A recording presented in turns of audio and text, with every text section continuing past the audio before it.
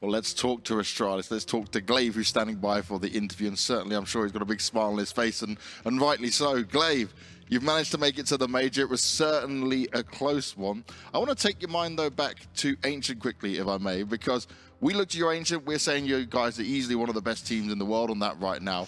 Were you surprised on what he offered, or do you put it down more to yourself, maybe not being able to get it over quicker than that, because it got very close? I do believe that we are one of the best teams in the world on Ancient, but I also think that HEET is a really good team. And we also saw it on the statistics. I mean, before ends, I talked to Snappy about it. He said they had like 87 or 82% win rate on Ancient. I know it's against like worse teams than Tier 1, but still they are a really good Ancient team. We knew that, but we still thought like we felt so confident on Ancient, so we just picked it. All right, Glaive, first, congratulations, right? I want to talk a bit about a mentality for the team. Obviously, the last two games you played were against players, in G2, pretty hard opponents overall, and you're coming so close. And then going up against HEET, where it looked like things were kind of falling apart. Like, was there anything said in the team? Like, how did everyone react to that, and how were you guys able to kind of pull yourselves together and get the win here? Of course, we felt a bit unlucky with going to play against number 2 and number 1 seeded in our group, I think.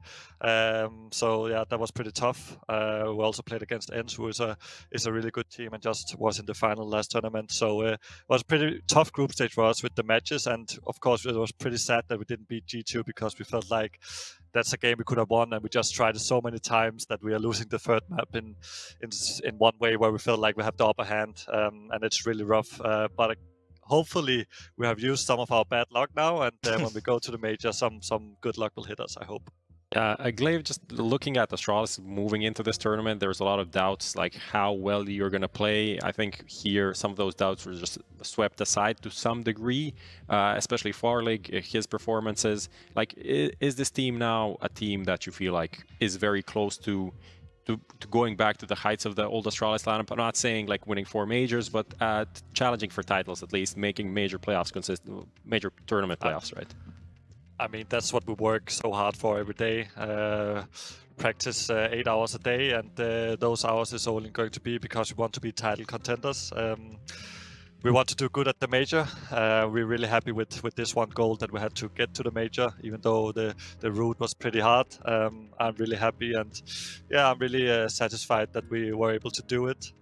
We didn't lose to any teams that we should have beaten. But I mean, we still want to be a team that is able to beat both players and G2. But maybe hopefully at the major. What do you think is missing then to be that team? It's tough to say. I mean, we didn't have that much time with Farley yet, so we had to put him into everything that we have with Lucky, and he had to come in with something himself. So we're just starting to find how we want to play, and sometimes a bit of individual skill. Personally, for me, I think I can be a bit better. I know Sypix, he also thinks that sometimes he can be a bit better. Farley has been great at this tournament, has some great games, especially against G2. So and Config and Blame is playing really good for us. So yeah, it's really satisfying to play with all of them, to be honest. So yeah, a bit of individual skill and maybe just a few more tactics and yeah, some more fury. Last question for me, Glaive. I'm actually glad you brought up Frolic, right? And one thing we noticed when we were talking about in the past couple of games, especially against G2, even over here, it seems like he's kind of found himself, maybe felt a little bit more comfortable and whatnot. Is it the team giving him a little bit more freedom to do what he wants to do, or is it himself, making that initiative, so to speak? I mean, I'm trying to push him to take the initiative, because you can really fast. We have a lot of big personalities on our team, and you can really fast be forgotten and go into the back because I have something to say every round. So if you don't say I want to do this, yeah, then it can be tough for me to remember everything that you want to do. And when you have the AWP, you want to play like this, and when you have the AK, you want to play in a different way and stuff. So I'm trying to push him as much as possible, and he's actually really good himself at doing it, especially when he's feeling the game, and that is when you should do it. So he's good at taking initiative, and yeah, it's just big props to him. Cool.